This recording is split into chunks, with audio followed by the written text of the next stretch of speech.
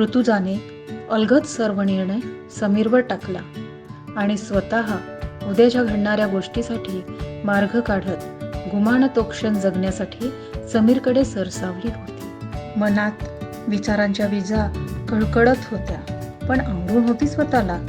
हा मिलनाचा क्षण तिला जगायचा होता. समीरच्या पहलीची वाट बघत केव्हा तिचा डोळा लागला तिलाही माहीत नव्हतं. ऋतुजा सकाळी उठली तेव्हा समीर खोलीत नव्हता. रात्री काहीच घडलं नाही हे बघून ती गोंधळली होती. पलंगावरची बेडशीट ओढून काढल्या गेली होती. आता काय होणार ह्या भीतीने तिने स्वतःला पटापट आवरलं. तिचे भान हरवले होते. समीरला खोलीत न बघून ती जरा गोंधळली होती. स्वतःला शांत करत आवरत होती. तोच सासू खोलीत शिरली आणि म्हणाली, ऋतुजा आंघोळ कर आणि देवघरात ये, बोलायचं आहे तुझ्याशी. बोलतानाही तिच्या शरीरावर कुठे जखमा दिसत आहेत का ह्यावर त्यांची नजर होतीच. शाश्वती होताच तिने सुनेच्या डोक्यावर हात ठेवला आणि खोलीतून निघाली होती. घाबरतच ऋतुजा हो म्हणाली. समीरला डोळे शोधत होते पण प्रखर होते. मन आतून हुंदके देत होतं पण तन ताठ होतं. मी काही चुकीचं केलेच नाही ही ग्वाही मेंदू देत होतं. ऋतुजा आंघोळ आवरून देवघरात पोहोचली. घरची सर्व मंडळी आधीच तिथे होती. जवळच असलेल्या आत्याच्या चेहऱ्यावर समाधान दिसत होतं, पण त्यांनी सासूला बघून तोंड हेकळ करत देवघरातून काढता पाय घेतला होता. सासूने ऋतुजाला हळदी कुंकू लावलं आणि स्वतःच्या गळ्यातली मोहनमाळ काढून तिच्या हातात दिली. तिला कुलदेवीला वंदन करायला सांगितलं आणि अखंड सौभाग्यवतीचा आशीर्वाद देत पैशाचे मोठाले बंडल तिच्यावर ओवाळून दान करायला सांगितले. हे सगळं ऋतुजा भुरभुरल्या नजरेने बघत होती.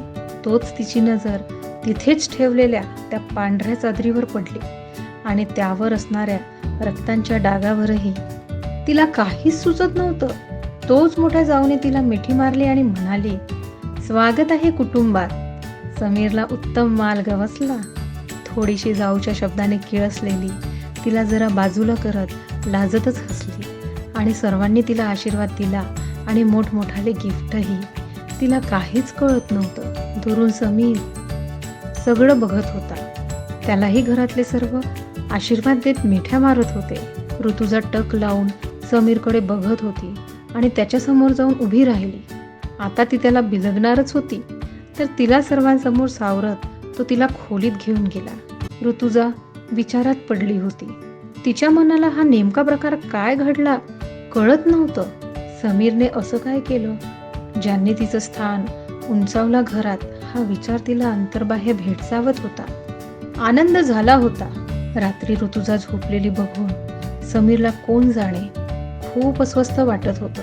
त्याला तिच्यावर फक्त प्रथेसाठी जबरदस्ती करायची नव्हती आणि कौमार्य चाचणी तर करायचीच नव्हती. मुख्य म्हणजे त्याला कुठल्याही परिस्थितीत ऋतुजासारख्या मुलीला सोडायचं नव्हतं. दोघांमध्ये काहीच घडलं नाही असं सांगूनही मुद्दा संपला नसताच. घरच्यांना उद्याच निर्णय हवा होता. समोरच्या सगळ्या रीतीभाती करण्यासाठी काहीही झालं तरी घरचे त्याला बोलणार नाहीच हेही तो जाणून होता. पण मन अडकलं होतं त्याचं. ऋतुजाच्या त्या गालावरच्या खळीत प्रश्न होता तो घरच्यांना सांभाळण्याचा.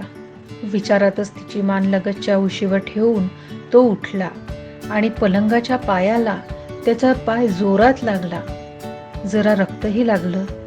त्याच्या मनाने विचारांची एकदम धाव घेतली आणि त्याने ऋतुजाला पलंगाच्या एका बाजूला सरकवून बेडशीटवर नेमक्या ठिकाणी रक्ताची डाग लावली. जरा वेळ त्यालाही वाटलं नको ना करू असलंही, सरळ नाही म्हणून देत मला. पण मनाने लगेच उत्तर दिलं, अशा बिनबुडाच्या प्रथेला असलंच उत्तर हवं. आणि मग तो निवांत ऋतुजाला कुशीत घेऊन झोपला. सकाळी अलगद बेडशीट ओढून त्याने आईकडे नेऊन दिली होती. त्या आनंदात त्याच्या आईने ऋतुजाच्या उशिरा उठण्यावर आक्षेप घेतला नव्हता. ऋतुजाच्या चेहऱ्यावर खूप प्रश्न होते आणि अचानक तिचं लक्ष त्याच्या पायाच्या बोटावर पडलं. जरासा प्रकार लक्षात आला तिच्या. कालपासून गोठलेले अश्रू बांध फुटल्यागत वाहू लागले. तिला मिठीत घेत समीर म्हणाला, चला अश्रू वाहलेत आता आता मला वाहू दे तुझ्या प्रेमात. ऋतुजाने मिठीतच असताना त्याला प्रश्न केला. का केलं तसं? मी सज्ज होतेच ना. गावातली आहे, कमजोर नाही. तू सज्ज होतीस ग, पण मी तर तुझा अपमान बघू शकलो नसतोच. अगं मीच वर्जिन नाही, मग तुझ्याकडून का दाखला घेऊ? वर्जिन असल्याचा आणि नसल्याचा मला काहीच फरक पडत नाही. तुझं ते व्यक्तिस्वातंत्र्य होतं, पण आता तुझा सन्मान माझा आहे आणि घरच्यांना कितीही सांगून ते कळलंच नसतं.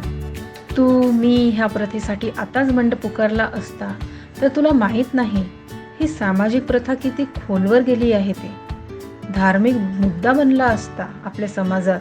जर मी तुझ्या प्रेमासाठी ही प्रथा नाकारली तर उद्या आपली होणारी पिढीही नाकारेल आणि प्रथा अशीच संपवायची असते ग.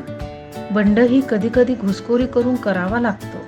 आज मी तुलाच नाही तर माझ्या नात्यालाही मजबूत केलंय. आपण दोघे मिळून आपल्या होणाऱ्या सुनेसाठी ही प्रथा ठेवणारच नाही ना.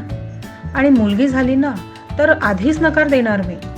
हळूहळू ही प्रथा हद्दपार होऊन लुप्त कशी होईल समजणारही नाही. आणि कायदा नाहीच म्हणतोय, पण सुरुवात घरातून आणि मुख्य म्हणजे नवऱ्यापासून व्हायला हवी असं मला वाटलं आणि ती मी केली. ही जुनी लोक आहेत, सुधारणार नाहीत आणि अजून किती दिवस जगतील. तू मी येणाऱ्या पिढीसाठी खंबीर असू ना. बघ ना, तुझी कौमारी चाचणी मनाने नाकारून मी तुझ्यासाठी वर्जिन झालोय. आता सगळं विसरून तुझ्यामध्ये एकरूप व्हायचं मला. आणि कौमार्य तर आता जपायचं आहे आपल्याला, आपल्या नात्याचं जे कधीच भंग होणार नाही. एकमेकांसाठी एकरूप राहून आपल्या नात्यातला विश्वासाचा पडदा कधीच फाटणार नाही. देशील ना मला साथ आयुष्यभरासाठी, ही प्रथा थांबविण्यासाठी. काही लढाया या समोरासमोर लढता येत नाहीत.